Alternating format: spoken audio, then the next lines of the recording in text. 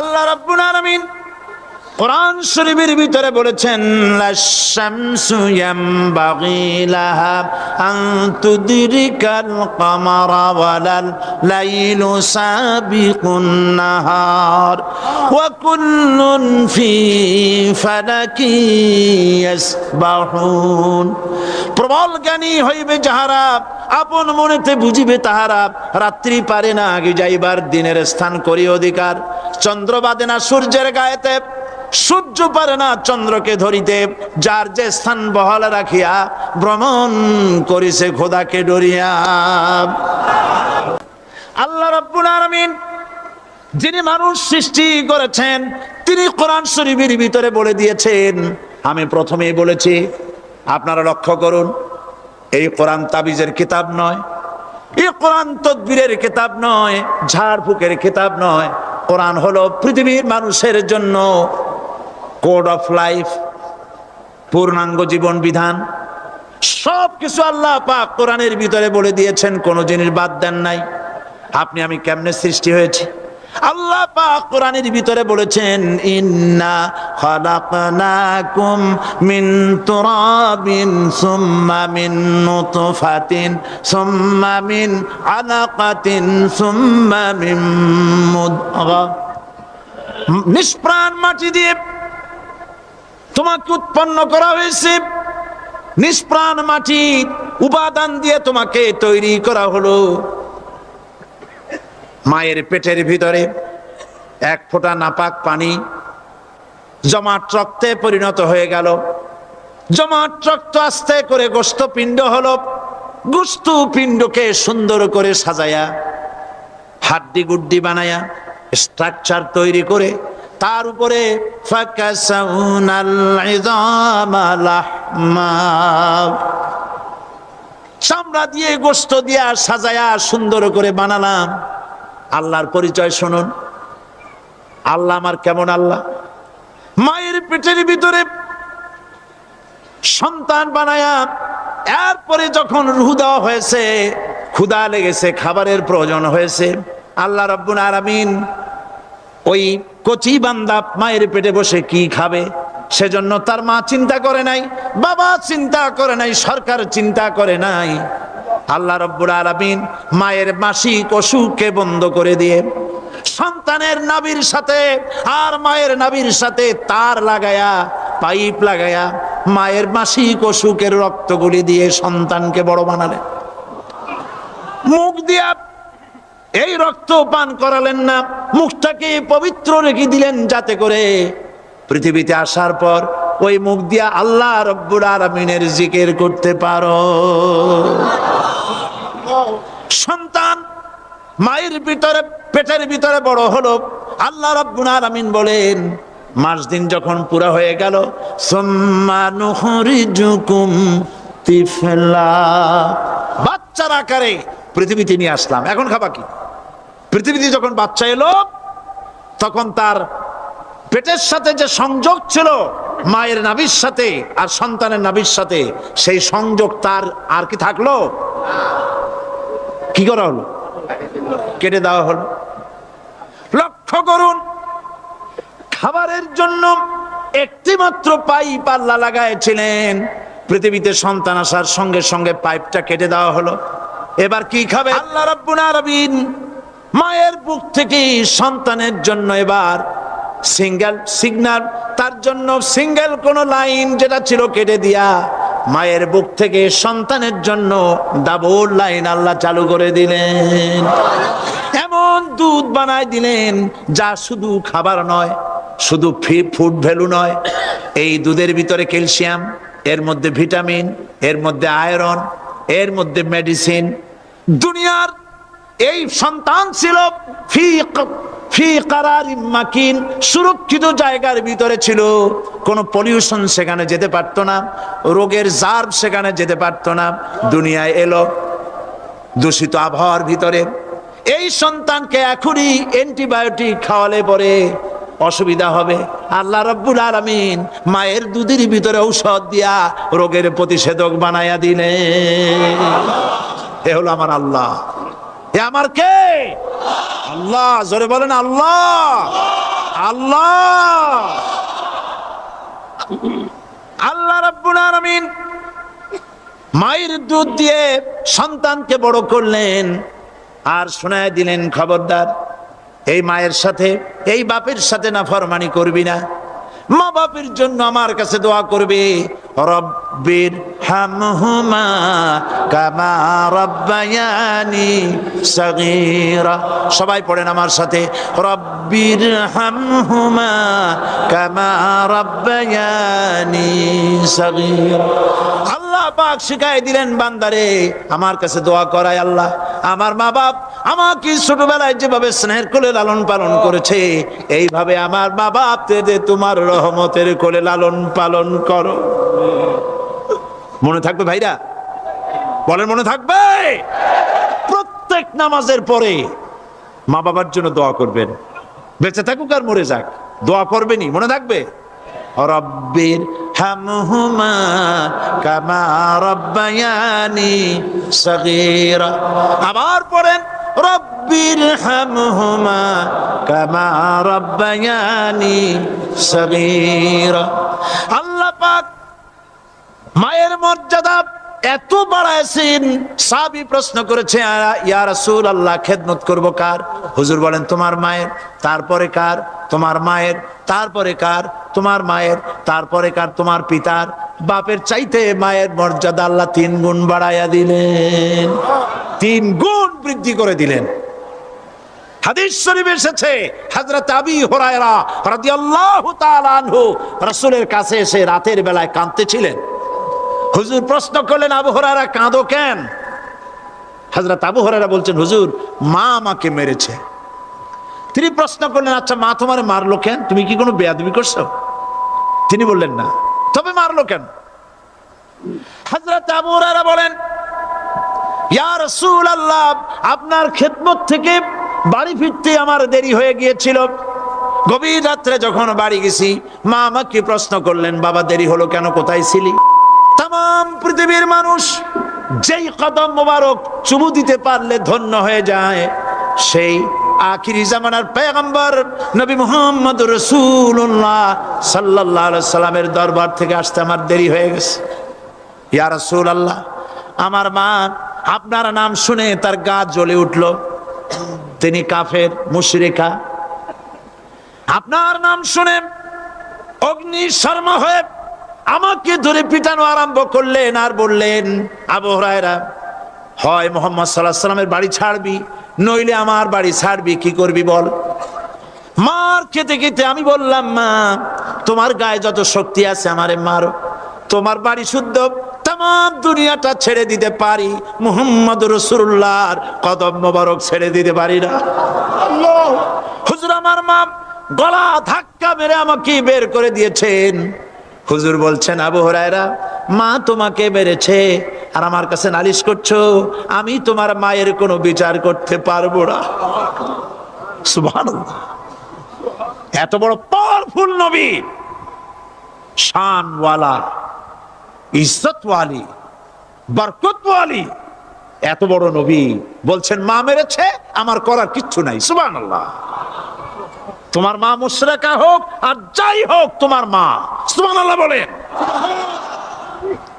আমার বন্ধুগণ, হযরত আবু হুরায়রা বলেন, ইয়া রাসূলুল্লাহ মায়ের বিরুদ্ধে কোনো অভিযোগ নিয়ে আমি আপনার কাছে আসি নাই। হুজুর বললেন, কেন আসছো বলো খুলে।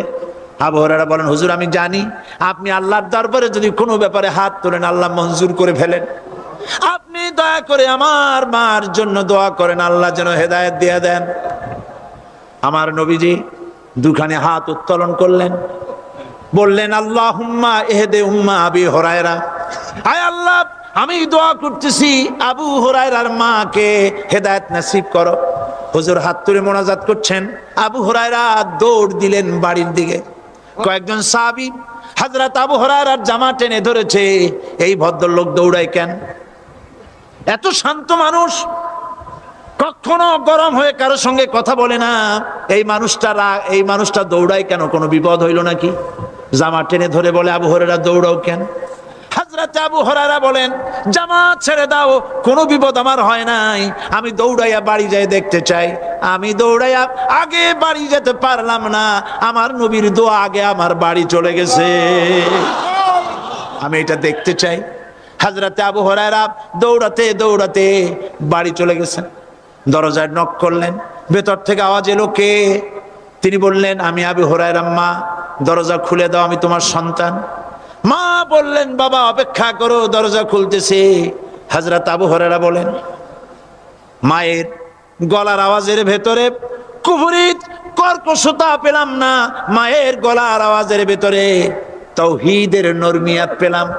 আমার কাছে মনে হলো আমি আবু হুরায়রা বাড়ি আসার আগে নবীজির দোয়া আল্লাহর আরশে পৌঁছে গেছে। আবু হুরায়রা বলছেন, মা আমার কিছুক্ষণ পরে ঘরের থেকে বেরিয়ে এসেছেন, আমি দেখলাম মায়ের শরীর ভিজা, মাথার চুল দিয়া পানি টপকাচ্ছে।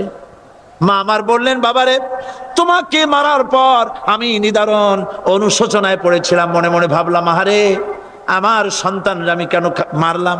সে তো কোনো খারাপ কাজ করে নাই, কোনো খারাপ জায়গায় যায় নাই, এত ভালো মানুষ যার সম্পর্কে লোকেরা খামোখাই মিথ্যা কথা বলে, এই ভালো মানুষটার কাছে গেছে, সেজন্য আমি মারলাম কেন?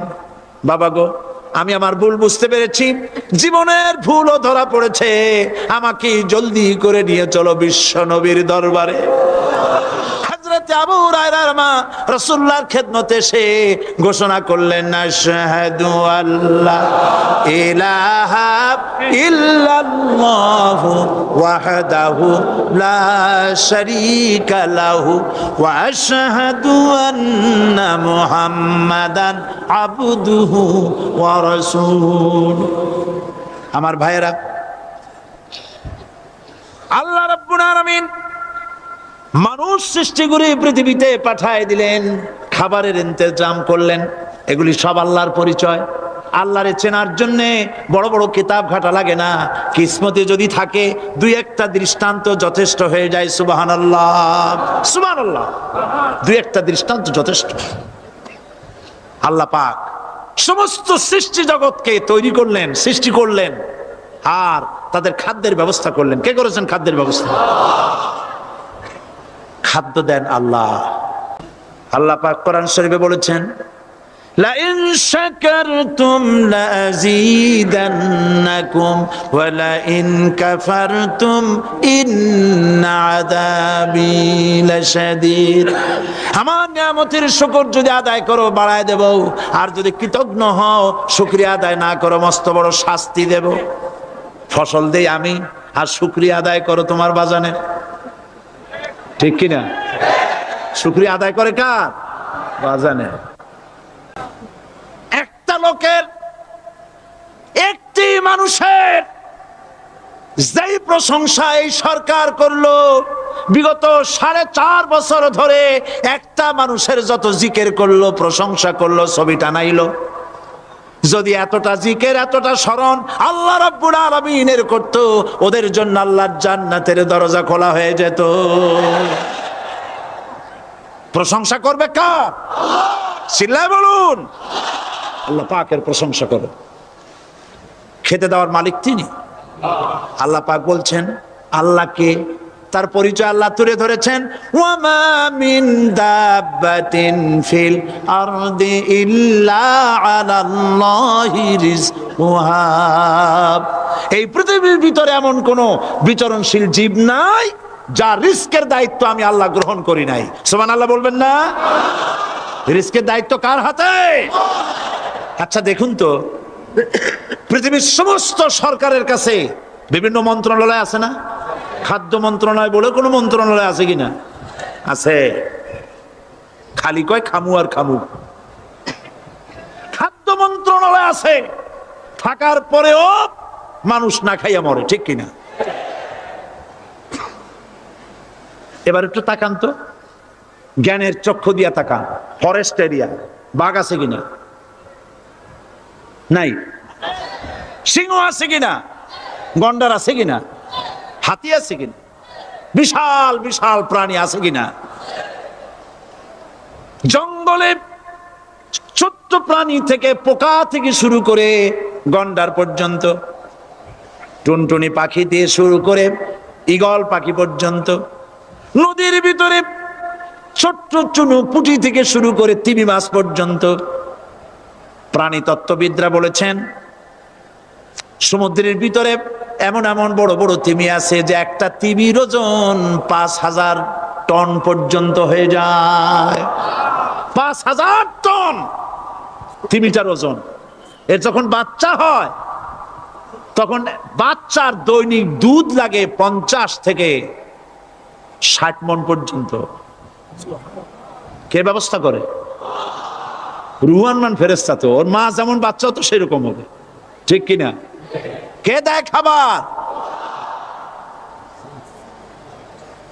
এবার দেখেন তো আপনার দেশের এই জঙ্গলে কত হাতি আছে। হাতিরা মিছিল করে আসছে যে আল্লাহ আমাদের এখন আর খাইতে যাইতে দিতে পারে না, বাংলাদেশের গভর্নমেন্ট কিছু দাও। আসছে না, খাইয়া ক্ষুধার জ্বালায় হাতি মরেছে, বাঘ মরেছে, সিংহ মরেছে। এর কোন দৃষ্টান্ত আছে? ক্ষুধার জ্বালায় আকাশের উড়ন্ত পাখিরা ছটফট করে মারা গেছে, দৃষ্টান্ত আছে? নদীর মাছেরা ক্ষুধার জ্বালায় ভেসে উঠেছে, না খাইয়া মরে গেছে, দৃষ্টান্ত আছে? মহান আল্লাহ রাব্বুল আলামিন কোরআন শরীফের ভিতরে বলেছেন অনেক প্রাণী এমন আছে যারা তাদের খাদ্যকে সঞ্চয় করে না, খাদ্যকে জমা করে না, আহরণ করে না। সকাল বেলায় একটা খাবার খেলো, দুপুরে কি খাবে তার জানা নাই। শকুন পৃথিবীর মাটি থেকে 3 মাইল উপরে ওড়ে, তার চোখকে আল্লাহ পাক এত তীক্ষ্ণ বানিয়ে দিয়েছেন। এই চট্টগ্রামের কোথায় মরা গরু আছে 3 মাইল উপর দিয়ে দেখতে পায়? সুবহানাল্লাহ করতে ইচ্ছা করে না। এই প্রাণীগুলি খাবারগুলি কোনো গভর্নমেন্ট জোগাড় করে রাখে নাই। আল্লাহ পাক বলেন সবার খাবার আমি দেই। সকাল বেলায় সমস্ত প্রাণীগুলি, মহাশূন্যে পাখি, পানির ভিতরে মৎস্যরাজি, জঙ্গলের ভিতরে হিংস্র প্রাণী, পোকামাকড় থেকে শুরু করে সবগুলো খালি পেটে সব বেরিয়ে যায়, কারো কোনো খাবারের মজুদ নাই। সন্ধ্যা হতে না হতে সমস্ত প্রাণীগুলির পেট ভরাইয়া আমি আবার যার যার ঘরে বেরিয়ে দেই। ওয়ামা মিন দাব্বাতিন ফিল আরদি ইল্লা আলাল্লাহি রিজকুহা। সমস্ত প্রাণী রিজকের দায়িত্ব আমি আল্লাহর হাতে। কে দেয় রিজক? জোরে বলুন, কে দেন? আল্লাহ পাক। কি খাবেন সব আল্লাহ জোগাড় করে দিয়েছেন। তরি তরকারি জোগাড় করেছেন, মাছ জোগাড় করেছেন, চাউল দিয়েছেন, খাবার দিয়েছেন, গোশত দিয়েছেন, সব দিয়ে দিয়েছেন। আল্লাহ রাব্বুল আলামিন সমস্ত জিনিস দিয়ে মানুষকে আল্লাহ পাক তার জন্য আল্লাহ সব করেছেন। খালাকালাকুম মা ফিল আরদি জামিআ। এই পৃথিবীতে যা তৈরি করেছে সব তোমার জন্য। এ হচ্ছে আমার আল্লাহ। এ হচ্ছে আমার কে? আল্লাহ। সে আল্লাহ পাক বলছেন, আল্লাহর পরিচয় তিনি স্রষ্টা, তিনি রিজেক দাতা। এবার আইনদাতা কে? আইনদাতা কে? আরো জোরে বলুন। আইনদাতা আল্লাহ হচ্ছে আল্লাহর পরিচয়। ইনিল হুকমু ইল্লা লিল্লাহ আলা লাহুল খালকু ওয়াল আমর। সৃষ্টি যার, আইন চলবে তার। আমার দেশে আল্লাহর আইন চলছে? আমাদের দেশের কল কারখানা, ক্ষেত খামার, অফিস আদালত আল্লাহর আইন অনুযায়ী চলে? চলে না। বরং আল্লাহর আইনকে মুছে ফেলার জন্য, নিজেদের আইন সৃষ্টি করার জন্য প্রচেষ্টা চালানো হচ্ছে। আল্লাহর আইন মানুষের জন্য সব থেকে বেশি উপযোগী, কারণ সৃষ্টি করেছেন কে? বলেন, কে করেছেন? আল্লাহ। প্রত্যেকটি মেশিন আপনি যা কিনবেন, রেডিও হোক, টিভি হোক, যে কোনো যন্ত্র হোক, গাড়ি হোক, তার সাথে একটা লিটারেচার, একটা বই তার সঙ্গে দিয়ে দেওয়া হয়। ওই বইয়ের মধ্যে লেখা থাকে এটা কিভাবে চালানো হবে, অপারেট করা হবে, তার সিস্টেম লেখা থাকে। আপনার ইচ্ছা মতো চালাইলে হবে না। এই মানব গোষ্ঠীকে সৃষ্টি করেছেন। এখন আপনি যদি আপনার আইন মতো চালান, তা কি চলবে? চলবে না। আপনি আপনার আইন মতো চালাচ্ছেন, ভালোভাবে চলতেছে? চলতেছে না। স্বরাষ্ট্রমন্ত্রী বলতেছেন সন্ত্রাসীদেরকে মাটির তলা থেকে খুঁজে বের করা হবে, কিন্তু নাকের উপর দিয়া ব্রিফকেস চুরি হয়ে যায়, উনি তা ধরতে পারেন না। এই হলো আইন। অনাবরত খুন হচ্ছে, অনাবরত সন্ত্রাসী তৎপরতা চলছে, আর ওনারা বলছেন আগের থেকে এগুলি চলে আসছে, একজনের খুনের বিচার না হইলে এরকম খুন তো হইতেই থাকবে। তাহলে খুনকে, হত্যাকে, সন্ত্রাসকে সরকার জাস্টিফাইড করছে। নাউজুবিল্লাহি মিন যালিক। এই জন্য আইন হতে হবে আল্লাহর। আইন হতে হবে কার? চিল্লায় বলেন, আল্লাহ পাকের আইন হতে হবে। আমি একদিন পার্লামেন্টে বলেছিলাম, আমার দেশের নেতা নেত্রীরা বারবার হজ করতে যান, উমরা করতে যান, সেখান থেকে আসার সময় কি আনেন? আতর, পাথর, সুরমা আর খুরমা, এই কিছু নিয়ে আসলেন। কিন্তু আমি বলেছি আপনারা কি কিছু চোখে দেখেন না? পার্লামেন্টে এইভাবে বক্তৃতা করেছে, কিছু চোখে দেখেন না? আমি প্রশ্ন করে আমি আবার জবাব দিচ্ছি, আপনারা যারা হজ করতে যান, উমরা করতে যান, হজের কথাই ধরে, এই হজ করতে যখন যান তখন মুজদালিফায় একটা রাত কাটাইতে হয়। সেটা কোন দিন? ইয়ৌমে আরাফার পরের দিন। এই মাঠে দালান কোঠা আছে, এখানে বেড়া আছে, শামিয়ানা আছে, পর্দা আছে, তাবু আছে, কিচ্ছু নাই। লক্ষ লক্ষ নারী আর পুরুষ পাশাপাশি শুয়ে থাকে, তাও সুবহানাল্লাহ কইতে ইচ্ছা করে না।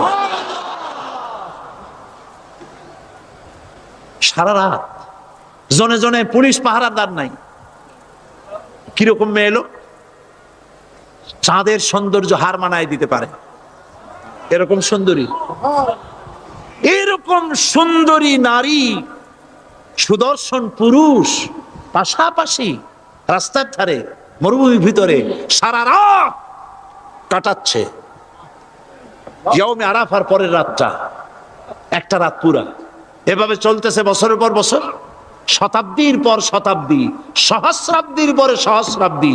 আমি প্রশ্ন করি, পৃথিবীর ইতিহাসে কেউ কি এমন কথা বলতে পেরেছে, লিখতে পেরেছে যে মুজদালিফার রাতে সেখান থেকে 10টা নারী হাইজ্যাক হয়েছে,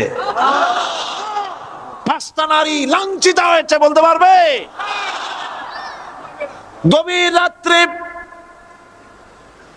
পুরুষ সঙ্গী ছাড়া সুন্দরী রমণী, যুবতী রমণী একাকিনী নিজের ঘর ছেড়ে আল্লাহর ঘরে তাওয়াফ করতে আসে।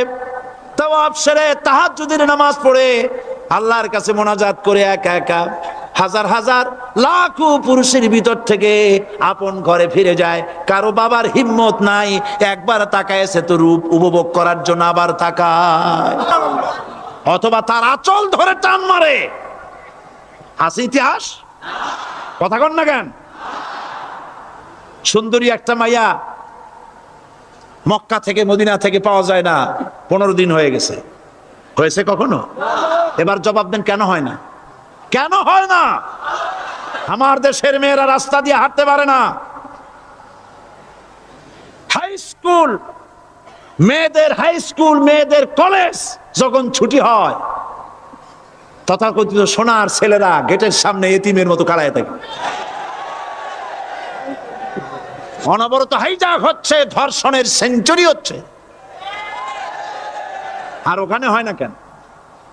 ওখানে হয় না এই কারণে, এই কোরআনের আইন আল্লাহ রাব্বুল আলামিন যে আইন দিয়েছেন, ওখানে আইন বলবৎ আছে। আছে নাকি? আছে কিনা? কোন পুরুষ কোন নারীকে ধর্ষণ করেছে যদি প্রমাণিত হয়, সে যদি ফাহাদের ছেলে হয় আর ফাহাদের মেয়ে হয়, কোরআনের শাস্তি হলো পাথর দাও। তাকে জানিয়ে দেওয়া হবে রেডিও টিভির মাধ্যমে, জেনাকারের ব্যভিচারীর শাস্তি হবে। চতুর্দিকে হাজারো লোকেরা দাঁড়াবে, হাতে নিয়ে পাথর পড়ে যাবে। এই দৃশ্য যারা দেখবে স্বচক্ষে, রেডিওতে, পত্রপত্রিকায়, আর 1 বছরের ভেতরে খুন করার হিম্মত কারো কলিজায় উঠবে? জেনাকারের পাথর মেরে দেওয়া শাস্তি যদি চোখে কেউ দেখে, জেনা করার পুলক আর জাগবে? এটা নাম আল্লাহর আইন। এ আইন কার? এ আইন কার? এই আইন যতদিন পর্যন্ত বাংলার মানুষের, মুসলমানদের উপরে কার্যকরী না হচ্ছে, এই দেশে কার্যকরী না হবে, ততদিন পর্যন্ত হত্যা, ধর্ষণ, খুন বন্ধ হবে না। বন্ধ হবে। সুতরাং এই আইন হচ্ছে কার? আরো জোরে বলেন, আল্লাহ রাব্বুল আলামিন। মহান আল্লাহ রাব্বুল আলামিনের এই আইন অনুযায়ী যদি দেশ চলে, মানুষ শান্তি পাবে, চুরি বন্ধ হবে, ডাকাতি বন্ধ হবে, জেনা বন্ধ হবে, হত্যা ধর্ষণ বন্ধ হয়ে যাবে। নবীজি এমন একটি আইন চালু করে দিয়ে, কোরআনের বিধান চালু করে দিয়ে এমন একটা সমাজ চালু করেছিলেন, যেই সমাজ সম্পর্কে হুজুর নিজে বলেছেন, খায়রুল কুরুনে কারনি, সর্বশ্রেষ্ঠ যুগ হলো কার যুগ? আমার যুগ। সুবহানাল্লাহ বলেন। রাসূলের যুগ হলো সর্বশ্রেষ্ঠ যুগ। সেই কোরআন, সেই হাদিস আজও আছে না নাই? বলেন জোরে, আজও আছে না নাই?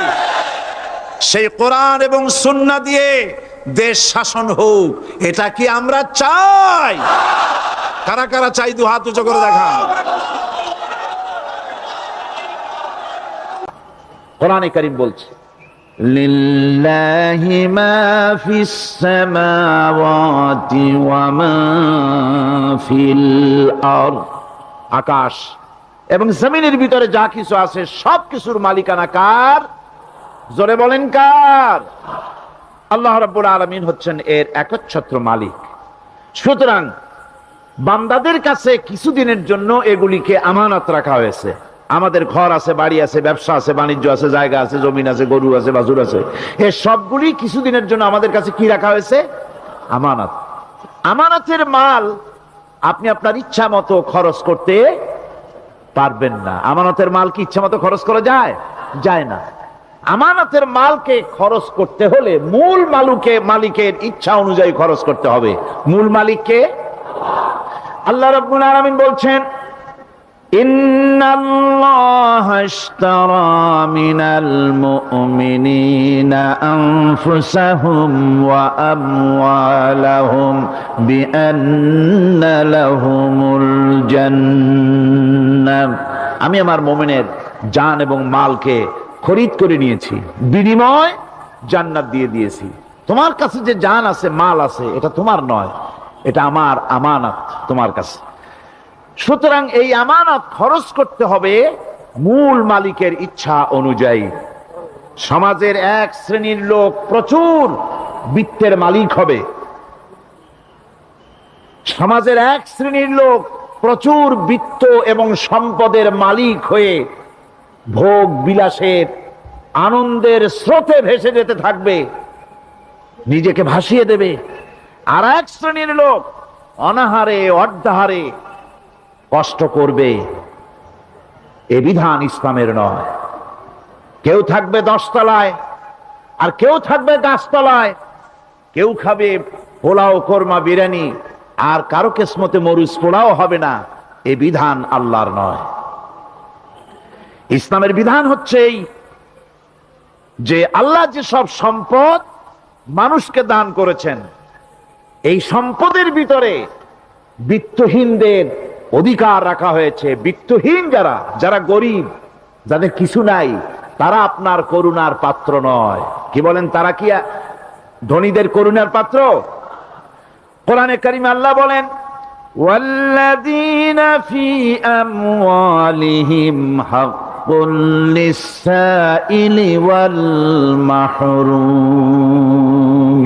ধনীদের সম্পদের ভেতরে গরিবদের, বিত্তহীনদের অধিকার রয়েছে।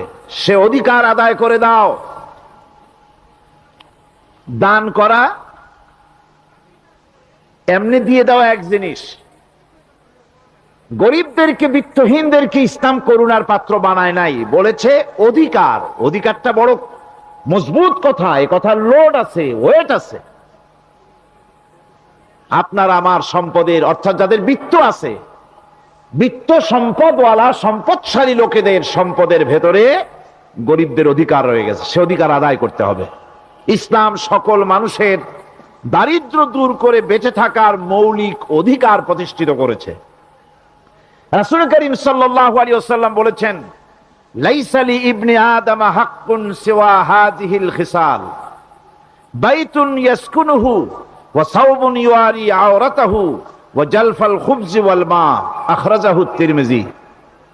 তিরমিজি শরীফের হাদিসের ভেতরে এসেছে, রাসূল করিম সাল্লাল্লাহু আলাইহি ওয়াসাল্লাম বলেছেন, প্রত্যেকটি বনি আদমের তার বাস করার জন্য একটা গৃহ, এবং লজ্জা ঢাকার জন্য, শীত নিবারণের জন্য তার বস্ত্র, আর ক্ষুধা মিটাবার জন্য তার পানি আর রুটি ইত্যাদির ব্যবস্থা করতে হবে, চাই সে মুসলমান হোক আর হিন্দু হোক আর খ্রিস্টান হোক। বনি আদম, আদমের সন্তান যে মানুষ, যে তার এই অধিকার ইসলাম প্রতিষ্ঠিত করেছে।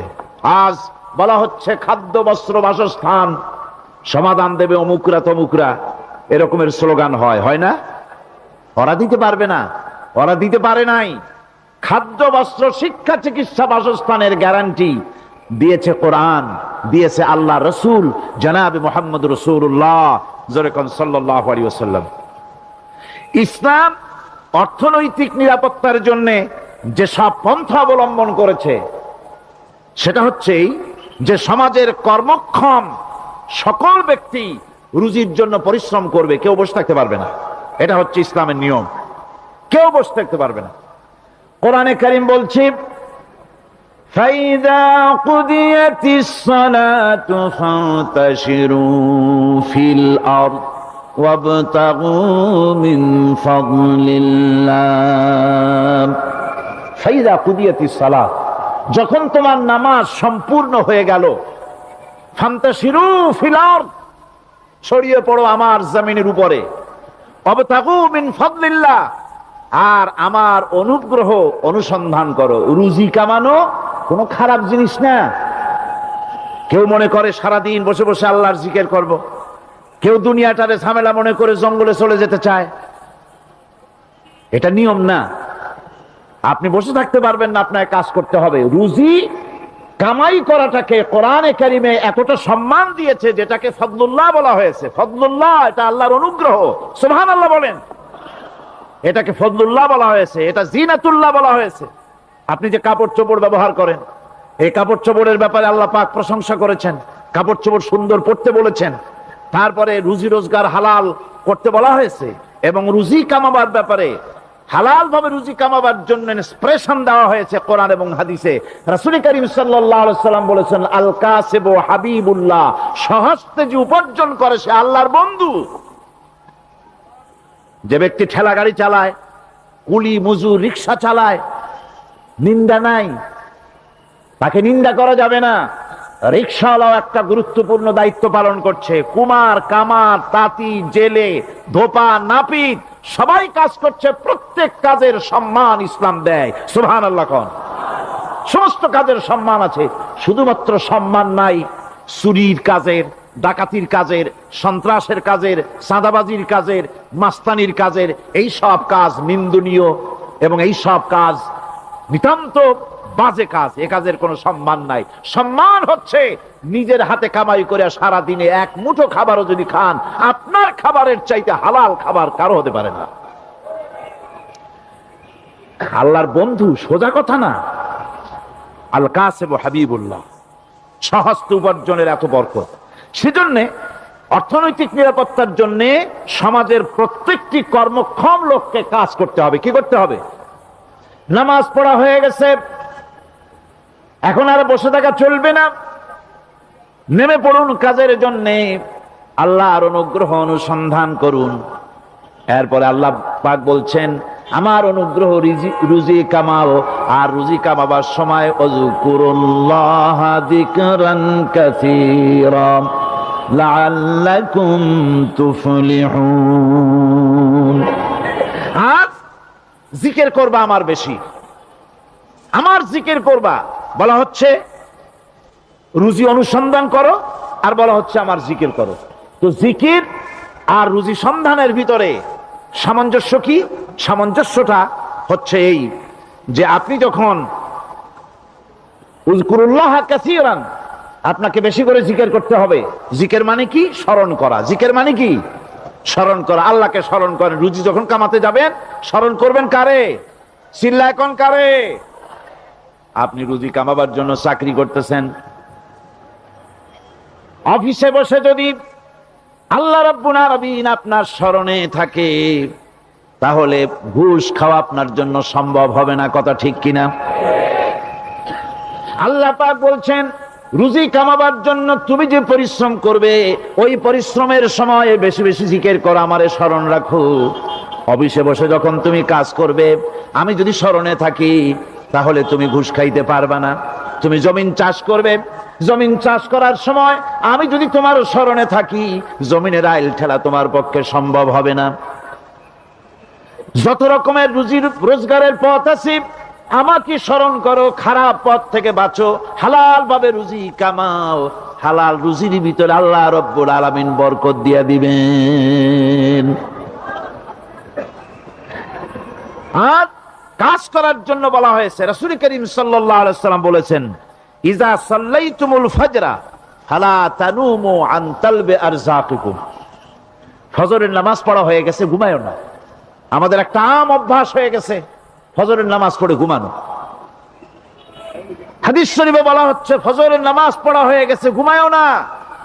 রুজি তালাশ করো, রিজিক তালাশ করো, নিজের সাহায্য করো, অন্যকে সাহায্য করো, নিজের সংসারের জন্য কাজ করো, অন্যের জন্যও করো। হালাল ভাবে রুজি কামাই করে বউকে একটা ব্লাউজ কিনে দিয়েছেন, একটা শাড়ি কিনে দিয়েছেন, বাচ্চাকে ক্লাসের বই কিনে দিয়েছেন, বাজার থেকে মাছ তরিতরকারি কিনে। অক্ষম ব্যক্তিদেরকে সহযোগিতা করবে, যারা নাকি উপার্জন করতে পারে না, ওই জাতীয় লোকদেরকে তারা সহযোগিতা করবে। ওয়ায়াকফুলু গানিয়ুহুম ফাকিরাহুম, সেই সমাজের যারা নাকি সামর্থ্যবান, তারা রোজগার করবে এবং গরিবদেরকে সহযোগিতা করবে।